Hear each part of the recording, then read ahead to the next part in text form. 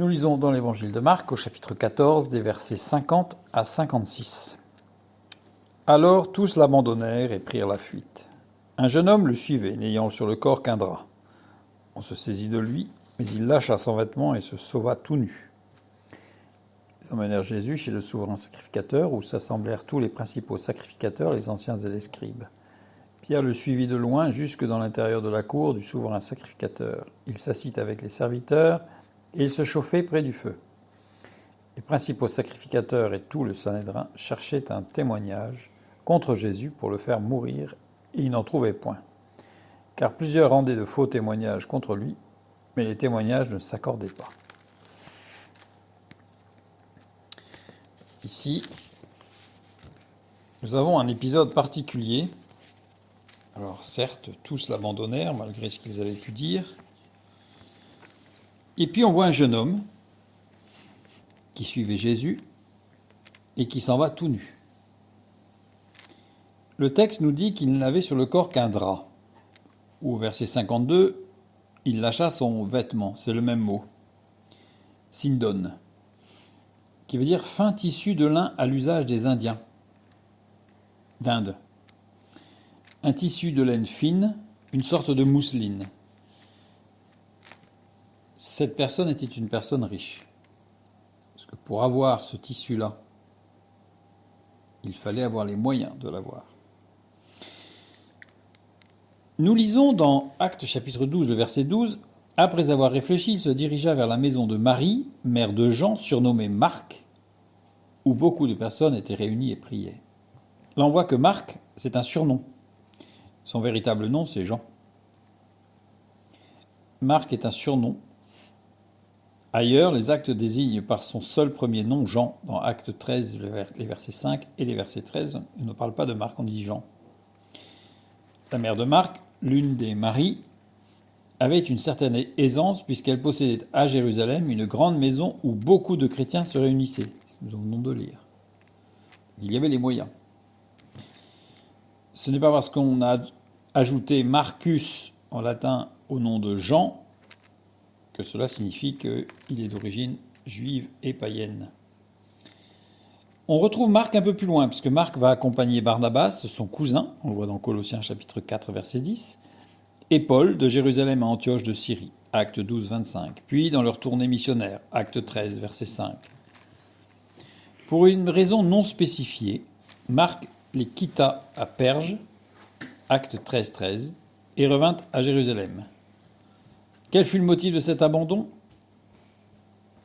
Nous ne savons pas, mais Paul le désapprouva tellement qu'il refusa d'associer Marc à un deuxième voyage. A priori, le texte laisse supposer que Marc est retourné voir sa mère, qui elle-même était très engagée, puisqu'elle laissait sa maison ouverte à tous les disciples pour des réunions de prière.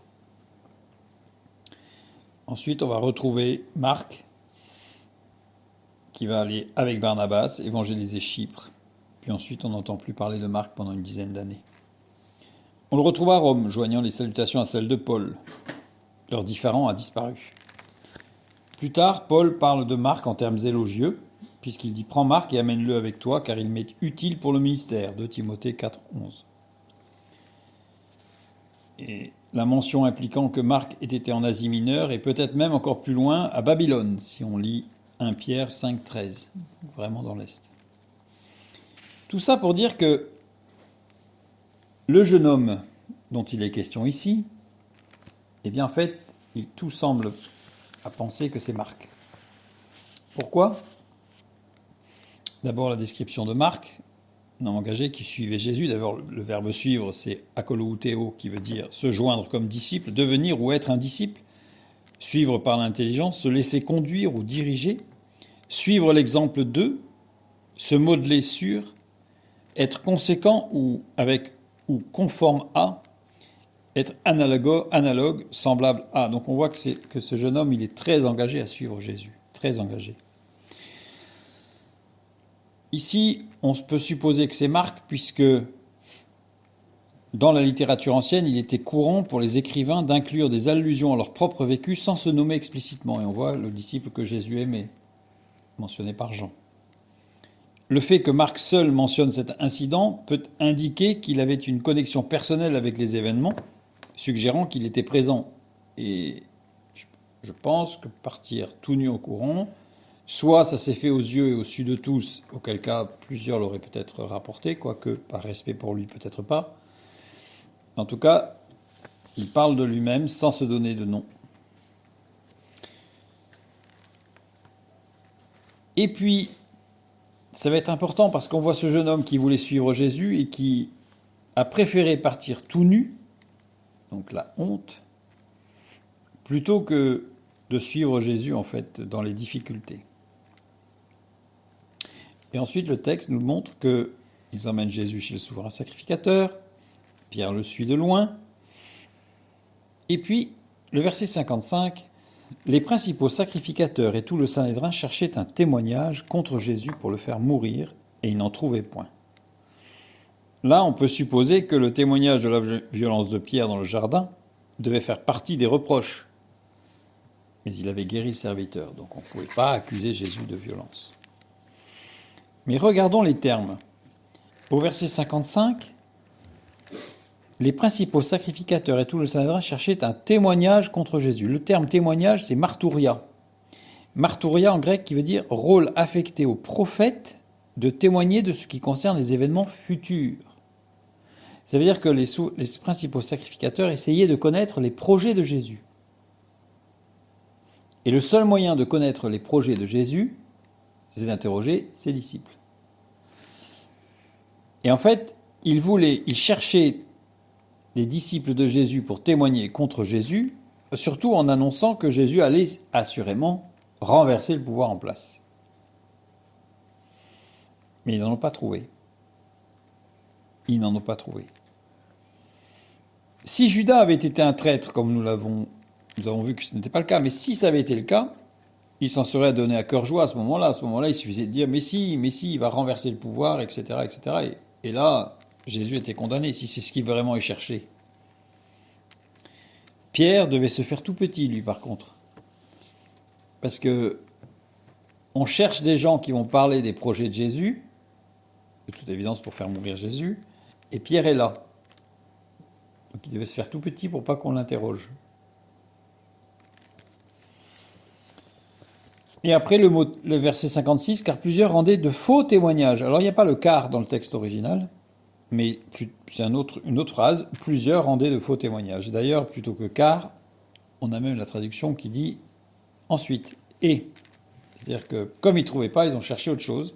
Et les faux témoins. Les faux témoins, c'est pseudo-marterouo, qui vient de Martus. Et Martus, c'est celui qui est spectateur d'une chose. Par exemple, d'un combat ou d'une lutte. Donc ils cherchaient des témoins cette fois-ci, mais là de véritables témoins dans le sens du terme, en disant est-ce que quelqu'un a observé quelque chose qui nous permettrait de l'accuser? Et là-dessus, personne ne s'accordait. Ce passage met en évidence plusieurs choses. Et la première chose que je trouve comme enseignement extraordinaire, c'est que, au même titre que nous allons avoir, comme si ça s'emboîtait en fait, au même titre que nous allons avoir Pierre qui a dit qu'il ne renierait jamais son maître et que Jésus a dit tu me renieras, et on le verra, il va renier son maître. Et pour autant, ça deviendra un homme de Dieu au service de Dieu extraordinaire. Et bien là, on a Marc. Marc qui, une fois, lui aussi, chute, fuit, s'éloigne, s'écarte de Jésus. Et pour autant, il va devenir un homme, un missionnaire extraordinaire. Et un évangéliste de surcroît, qui va écrire un évangile extraordinaire que nous sommes en train de lire. Et donc c'est très encourageant. Et d'autre part, nous voyons que tous l'abandonnèrent et prirent la fuite. Donc évidemment, c'est pas bon de leur part. Ils auraient dû être forts et affrontés dans la foi, suivre Christ. Mais en même temps, Dieu savait toutes choses, une fois de plus. Quand ils abandonnèrent et qu'ils prirent la fuite, eh bien ça a permis aux sacrificateurs de ne trouver personne pour pouvoir parler des projets de Jésus. Donc en fait, même encore là, leur erreur, leur faute, eh bien, s'intègre aussi dans le plan de Dieu. Ça veut dire que même nos erreurs, nos chutes et nos fautes, eh bien Dieu, dans son amour, dans sa préscience, dans son omniscience, dans sa toute-puissance, les a déjà intégrés dans son plan. C'est-à-dire qu'évidemment qu'il nous interpelle et qu'il nous appelle à revenir à lui pour marcher par la foi. Mais c'est quand même incroyable de savoir que même nos erreurs sont dans le plan de Dieu et servent au plan de Dieu. Et à nous en même temps, puisque nos erreurs nous amènent face à l'évidence que sans l'Esprit de Dieu, nous ne pouvons marcher avec lui.